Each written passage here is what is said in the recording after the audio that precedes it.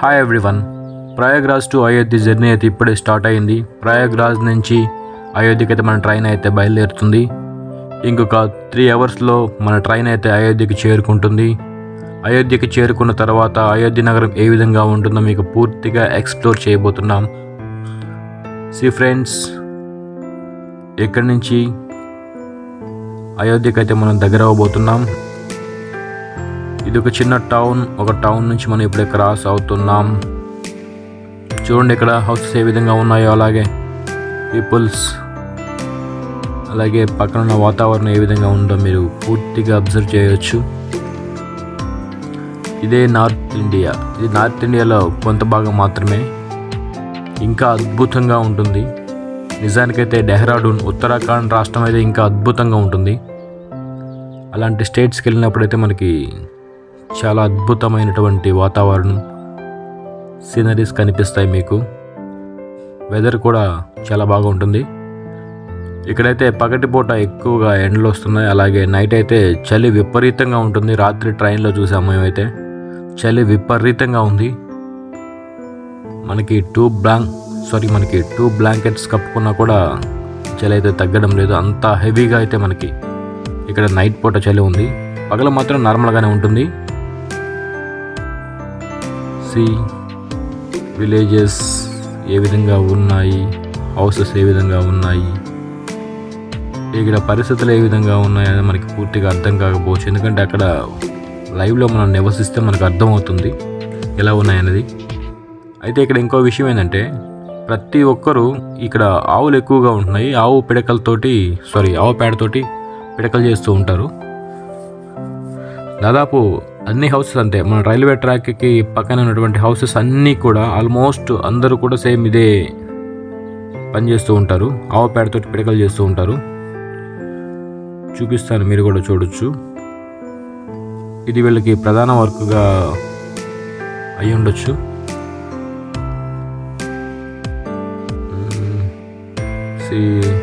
ఇక్కడ houses,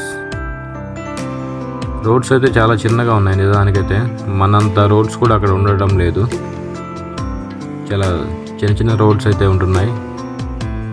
traffic కూడా అంత ఎక్కువేం లేదు, ఎందుకంటే ఇవి బయట ఉండే పల్లెటూర్లు కాబట్టి అంత ట్రాఫిక్ కూడా ఎక్కువగా ఉండడం లేదు. మెయిన్ సిటీస్లో అయితే ట్రాఫిక్ ఎక్కువగా ఉంటుంది. అక్కడ రోడ్స్ కూడా పెద్దగా ఉంటాయి, అది వేరే విషయం అనుకోండి. కేవలం ఈ ట్రైన్ జర్నీ ఎలా ఉంటుంది అనే దాని గురించి మాత్రమే ఈ వీడియో. మీరు ఎవరైనా కూడా ఇలా ట్రైన్లో వెళ్ళేటప్పుడు ఖచ్చితంగా మీకు ఇటువంటి ప్రదేశాలు అయితే కనిపిస్తుంది. చూడండి, ఇది ఒక స్టేషను, కానీ అక్కడ స్టేషన్ కూడా లేదు. జస్ట్ ఊరికి అలా బోర్డు అయితే ఉంది. ప్రజలు అయితే జస్ట్ అట్లా వచ్చి నించో ఉన్నారు ట్రైన్ ఆగిద్దామని. కానీ మన ఆగే ట్రైన్ కాదు కాబట్టి వెళ్ళిపోతుంది. అంటే కొన్ని ఏరియాస్కి కనీసం స్టేషన్స్ కూడా లేవన్నమాట. ఇంకా పూర్తిగా కన్స్ట్రక్షన్ చేసి లేవు. ఇప్పుడిప్పుడే మొదలు పెడుతున్నారు. మన కింద చెప్పినట్టుగా ఆ ఎల్లో రంగు, పసుపు రంగు ఉండే పంట అంతా కూడా ఆవాలే అంట. ఇక్కడ ఎక్కువగా ఆవాలు పండిస్తూ ఉంటారు. ఇళ్ళు కూడా చాలా చాలా దూరంగా అక్కడక్కడ ఉన్నాయి. అది కూడా పంట పొలాల్లో వాళ్ళు నిర్మించుకొని ఉన్నారు. ఇది ఒక పీస్ఫుల్ అని వాళ్ళకు చెప్పవచ్చు.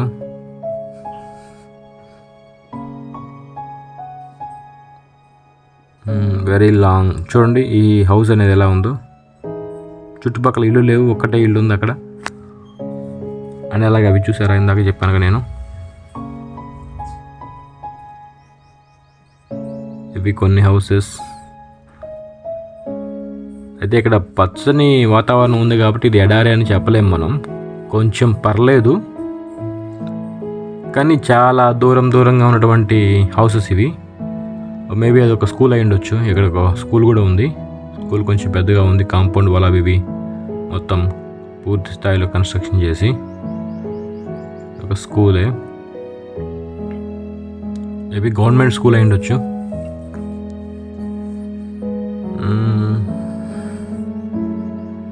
ట్రైన్ అయితే స్లోగానే వెళ్తుంది, ఇంకా స్పీడ్గా వెళ్ళడం లేదు. ఎప్పుడెప్పుడు అయోధ్యకి చేరుకుందామా అనే ఉత్సాహంతో మేమైతే ఉన్నాం. త్వరగా అయోధ్యకి వెళ్తే బాగుండు. ఇది ఒక స్టేషన్ అనుకుంటా కాదు, స్టేషనే. చూడండి ఏ విధంగా ఉందో మనకి స్టేషన్. జస్ట్ ఒక పైన ఒక బ్రిడ్జి మాత్రమే ఉంది, ఇటుపక్కి వెళ్ళడానికి. కనీసం ప్లాట్ఫామ్స్ కూడా లేవు. నార్త్ ఇండియాలో కొంచెం డెవలప్మెంట్ తక్కువగానే ఉంటుంది మన సౌత్ ఇండియాతో పోల్చుకుంటే. నార్త్ ఇండియా అనేది అక్కడ పరిపాలించే పరిపాలకులు ఇప్పటి వరకు కూడా అలాగే ఉంచేశారు. ఇప్పుడెప్పుడే కొంచెం కొంచెంగా మార్పులు వస్తూ ఉన్నాయి. మేబీ ఇది ఒక టౌన్ అయి ఉండొచ్చు, చూడటానికి చిన్న టౌన్. ఏ హౌస్ కూడా పూర్తిగా ప్లాస్టిక్ అలా నీట్గా చేసుకొని ఏం లేదు, ఎలా అయితే అలా ఉన్నాయి. కొన్ని హౌసెస్ మాత్రమే కొంచెం నీట్గా ఉన్నట్టున్నాయి. ఇది వాళ్ళకి అలవాటే కావచ్చు, మనకు కొంచెం కొత్తగా ఉంటుంది. ఎందుకంటే మన పక్క చాలా నీట్గా హౌసెస్ ఉంటాయి కాబట్టి.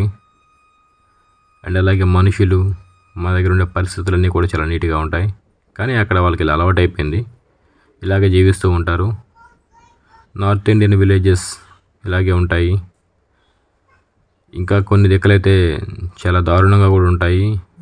మనకి కొంచెం విలేజెస్ అవి బాగుండాలి, అందంగా ఉండాలి చూడాలనుకుంటే మాత్రం మనం ఖచ్చితంగా ఉత్తరాఖండ్కి అయితే వెళ్ళాల్సి ఉంటుంది. అక్కడైతే చాలా అద్భుతంగా ఉంటాయి. మరికొన్ని రోజుల్లో అక్కడికి కూడా వెళ్ళి వీడియోస్ అయితే తీసి మీకు చూపిస్తాను. ప్రజెంట్ ఈ టూర్ని కంప్లీట్ చేసుకున్న తర్వాత అయితే మనకి ఇంకా కొన్ని టూర్స్ అయితే మిగిలి ఉన్నాయి. ఇంకా వారణాసి, హరిద్వార్, ఋషికేశ్, ముస్సోరికి వెళ్ళాలంటే మనకు ఖచ్చితంగా ఉత్తరాఖండ్కి వెళ్ళాల్సి ఉంటుంది. కేదార్నాథ్, బద్రీనాథ్ ఇవన్నీ టెంపుల్స్ కూడా అక్కడే ఉంటాయి మనకు దగ్గరలో. అవన్నీ మీకు ఎక్స్ప్లోర్ చేయడానికి కొంచెం టైం పడుతుంది. అప్పటి వరకు కొంచెం ప్లీజ్ వెయిట్ చేయండి. ఖచ్చితంగా నేను అక్కడికైతే వెళ్తాను, ఎందుకంటే ఇది నా కళ కాబట్టి. మీకోసం కాబట్టి నా కోసమైనా వెళ్ళాలి, ఖచ్చితంగా వెళ్తాను. అలాగే వెళ్ళిన తర్వాత ఖచ్చితంగా వీడియోస్ అయితే తీసి యూట్యూబ్లో అప్లోడ్ చేస్తేనే కదా మనకి ఎవరెవరో చూసేది, మనకు కొంచెం మనీ అనేది జనరేట్ అయ్యేది. సో వెళ్ళాలి, తప్పదు, మీకోసం కాదు నా కోసమైనా. అండ్ అలాగే మనకి ఇక్కడ చూస్తే చాలా లెంత్ అంటే దూరంలో ఉన్నటువంటి చిన్న హౌసెస్ అవి. ట్రైన్ చాలా స్లోగా వెళ్తుంది, ఎప్పుడు స్పీడ్గా వెళ్తుంది అని ఎదురు చూస్తూ ఉన్నాము. త్వరగా అయోధ్యకు చేరుకుంటే అక్కడ ఉండేటువంటి ప్రదేశాలు అన్నీ ఎక్స్ప్లోర్ చేయొచ్చు. అలాగే నేను కూడా ఇప్పటివరకు అయోధ్య అయితే చూడలేదు, నేను కూడా చూడాలని ఎంతో ఆసక్తితో ఉన్నాను ఇప్పటి వరకు. అయోధ్య రామ మందిరం ఏ విధంగా కట్టారనేది ఇప్పటివరకు నేను చూడలేదు. చూస్తే బాగుండు అనే ఉద్దేశంతో, అనే ఆతృతతో అయోధ్యకి అయితే వెళ్తున్నాము ఆ రాముని దర్శనం చేసుకోవడానికి. అయోధ్య నగరం. ఇంకో విషయం వచ్చేసి అయోధ్య నగరం మొత్తం మీద కూడా నాన్ వెజ్ అనేది బ్యాన్ చేశారు. అక్కడ నాన్ వెజ్ తినడానికి అయితే లేదు. ఇదొక మంచి విషయం అని చెప్పొచ్చు. అయోధ్య నగరం మొత్తం మీద కూడా నాన్ వెజ్ అనేది ఎక్కడ తినడానికి లేదు. చికెన్, మటన్ షాప్స్ అయితే ఎక్కడ ఉండవు. గవర్నమెంట్ ఈ రూల్ తీసుకొచ్చేసింది, అదొక మంచి విషయం అని చెప్పొచ్చు. అండ్ అలాగే చిన్న వ్యాపారస్తులు, ఎక్కువ వ్యాపారస్తులు అయితే ఇప్పుడు అక్కడ రాముని యొక్క గుడి మీద ఆధారపడి ఉన్నారు. చిన్న వ్యాపారస్తులు చాలామంది అయితే ఉంటున్నారంట, ఏమో చూడలేదు, చూద్దాం అక్కడ. అయితే అక్కడ అమౌంట్ అనేది డిమాండ్ ఏమి ఉండదంట. చిన్న వ్యాపారస్తులు చేసేవాళ్ళు అమౌంట్ ఇంత ఇవ్వాలి అంత ఇవ్వాలి అని చెప్పేసి డిమాండ్ చేయరని చెప్పేసి అన్నారు. ఇప్పుడు ఆటో మనం ఎక్కామంటే మినిమం 20 రూపీస్ మాత్రమే, ఎక్కడి నుంచి ఎక్కడికైనా కూడా. లేదా మనకి ఏదైనా వస్తువు కావాలనుకుంటే చిన్న వ్యాపారుల దగ్గర మీ ఇష్టం వచ్చినట్టు ఇవ్వండి అనే ఆప్షన్ కూడా ఉంది అని నేను విన్నాను. కానీ ఖచ్చితంగా అక్కడికి వెళ్తే కానీ తెలియదు పరిస్థితి ఎలా ఉంది అనేది. అయోధ్య రామ మందిరానికి రోజు కూడా కనీసం మినిమంలో 2-3 లక్షల మంది జనాలు అయితే వస్తున్నారు, భక్తులు అయితే వస్తున్నారు. ఎంతమంది భక్తులు వచ్చినప్పటికీ కూడా వాళ్ళకి ఎటువంటి ఇబ్బంది లేకుండా అన్ని సౌకర్యాలు జరుగుతూ ఉన్నాయి. దర్శనం కూడా చాలా త్వరగా అయిపోతుంది, కేవలం 1 గంటలో మాత్రమే దర్శనం అయిపోతుందని కూడా విన్నాము. అక్కడికి వెళ్ళిన తర్వాత ఏ విధంగా ఉందని చూద్దాం. ప్రస్తుతానికైతే మనం ఇక్కడి నుంచి అయితే ముందు వెళ్ళాలి కదా. నిజానికి మనం ఇలాంటి ప్రదేశాల్లో ఉంటే ఎలా ఫీల్ అవుతామో నాకైతే తెలీదు. మీరైతే ఊహించుకోండి, మీరు ఇలాంటి ప్రదేశాల్లో ఉంటే మీరు ఏ విధంగా ఫీల్ అవుతారనేది. ఎప్పుడో మనం చిన్నప్పుడు పల్లెటూరులో అయితే ఉన్నప్పుడు వాతావరణం ఇక్కడ కనిపిస్తుంది, మళ్ళీ ఇప్పుడు చూస్తున్నాం ఇదే వాతావరణాన్ని. నేను చిన్నప్పుడు పల్లెటూరులో ఉన్నప్పుడైతే ఇలాంటి వాతావరణం చూశాను. నాకు 8-9 ఇయర్స్ ఉన్నప్పుడు అలాగే 10, 12, 13, 14 ఇయర్స్ ఉన్నప్పుడు కూడా ఇలాంటి వాతావరణం చూసాను. తర్వాత నుంచి ఇలాంటి వాతావరణం అయితే నేను ఇప్పుడు దాకా చూడలేదు. ఎందుకంటే అప్పటి నుంచి కూడా మనం కొంచెం టౌన్లోనే ఉన్నాం కాబట్టి మనం ఇలాంటి వాతావరణం అయితే పూర్తిగా మనం ఎప్పుడు చూడలేదు. మళ్ళీ ఇప్పుడు ఆ వాతావరణం చూస్తుంటే చాలా ఇంట్రెస్టింగ్గా ఉంది నిజం చెప్పాలంటే. కొంతమందికి ఇలాంటి వాతావరణం చాలా బాగా నచ్చుతుంది, కొంతమందికి నచ్చకపోవచ్చు. ఇది ఒక్కొక్కరి అభిప్రాయాన్ని బట్టి ఉంటుంది. అక్కడ ఇటుక బట్టీలు అనుకుంటా కాలుస్తున్నారేమో అదొక టైప్లో. మనకి ఈ వీడియో వచ్చేసి 11.24 minutes అయితే ఉంటుంది. మనకి నెక్స్ట్ ఇంకొక వీడియో ఉంటుంది, సేమ్ ఇలాగే ఉంటుంది ఒక వీడియో కూడా. అది 10-12 minutes ఉంటుంది. మనం ఆ 10-12 minutesలోగా మనం పూర్తిగా అయోధ్యకి అయితే చేరుకుంటాము. అంటే కట్ చేసి తీయొచ్చు, డైరెక్ట్గా చూపించవచ్చు, కానీ ఇలాంటి ప్రదేశాలు మనం మిస్ అవుతాం అనే ఉద్దేశంతో మనం మొత్తం అయితే పూర్తిగా తీస్తున్నాం. డైరెక్ట్గా ఇక్కడి నుంచి మనం అయోధ్యకి వెళ్ళినట్టుగా కూడా మనం చూపించవచ్చు, కానీ అలా చూపించడం లేదు. ఎందుకంటే మనకి ఇలాంటి విలేజెస్ ఎలా ఉంటాయి అని కూడా మనం తెలుసుకోవాలి కాబట్టి, మనకు తెలియాలి కాబట్టి మనం చూడాలి ఖచ్చితంగా ఇలాంటి విలేజెస్ ఎలా ఉంటాయి అనేది.